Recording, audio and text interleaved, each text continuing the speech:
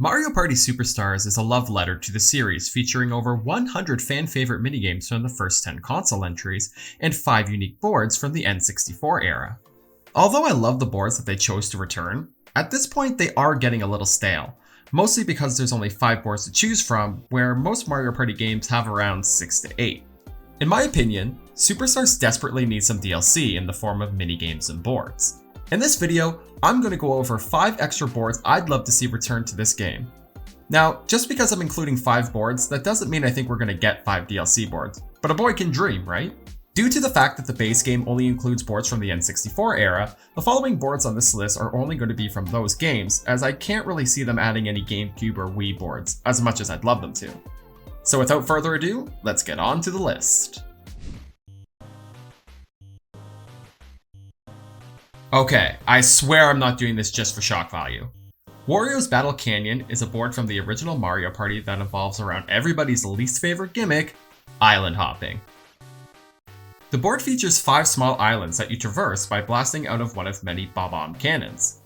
The game defaults to exploring these islands in a clockwise fashion, but this can be changed by landing on a happening space, which then you'll move counterclockwise.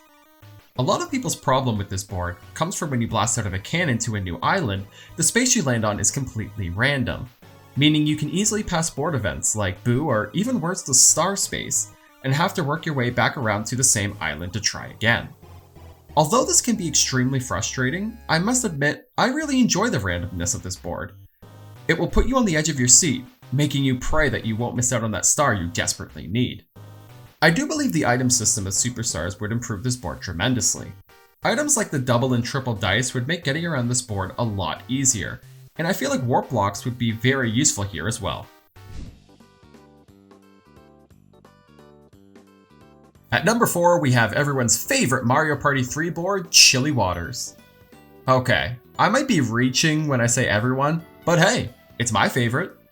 Chilly Waters is a classic beginner board that takes place on and around a frozen pond. It plays like any classic board, where after a player buys a star, it moves to a new location. This board doesn't feature any crazy events or shenanigans, except maybe the ice in the middle that breaks if 2 or more players land on it. So I think it would be perfect for new or returning players who don't care for some of the unfair craziness. This board's aesthetic also makes it stand out from any boards already in Superstars, being a winter wonderland. Yeehaw! Next up on our list is a fan favorite from Mario Party 2, Western Land. This board sees Mario and friends reimagined as cowboys and cowgirls in a western town. This is another board that doesn't offer too much of a challenge, but its charm definitely makes up for that.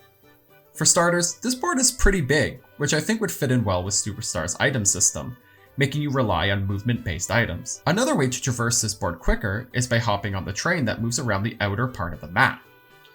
The train moves in a clockwise fashion and has 3 different stations it stops at. Just make sure you're not in the train's way when someone's riding it or when someone hits a happening space, or you'll be booted back to the starting space. Like Chilly Waters, Western Land would stand out from the other boards by being geographically different. Well, kind of, because the number 2 spot goes to the scorching sands of Spiny Desert. Aesthetically similar to Western Land, both being desert-like areas, Spiny Desert stands out from any Mario Party board in history by not only having 1 star space at a time, but 2? That's right, the gimmick of Spiny Desert is that there's always 2 star spaces on the board at all times, or at least there are at first. Due to this being a desert, one of the star spaces isn't actually real and is just a mirage. If a player passes the mirage star, it will simply disappear, leaving only the true star space remaining. I wouldn't say this is my favorite gimmick in Mario Party, but it's definitely one that I find very interesting. I think adding more boards with these type of unique gimmicks would definitely make the game more diverse, instead of making the boards feel repetitive. I know this board can be frustrating for some, as there's no way to tell the real star from the mirage star, but once again this is Mario Party. Therefore, players should expect the crazy randomness that comes with it.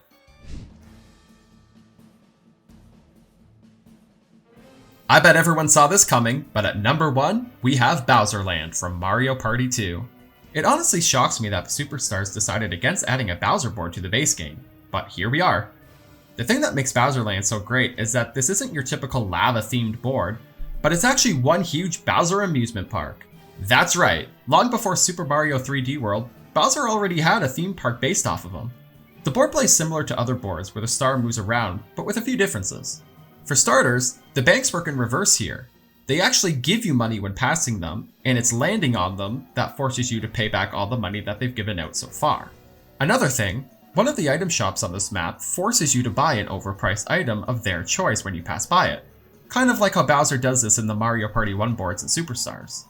There's also these footpaths scattered around the board that you can pay to move in a different direction. These come into play every 5 turns when the Bowser Parade comes out.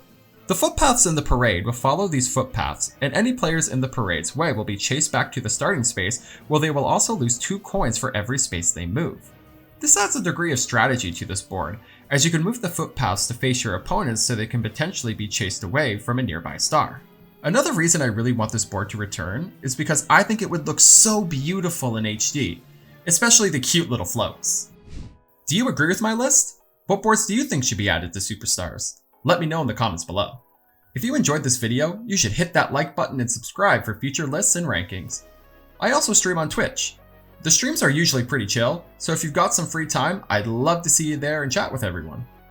I also have Twitter, which I use for notifying people when I'm going live, and TikTok, where I upload stream highlights and just goofy stuff.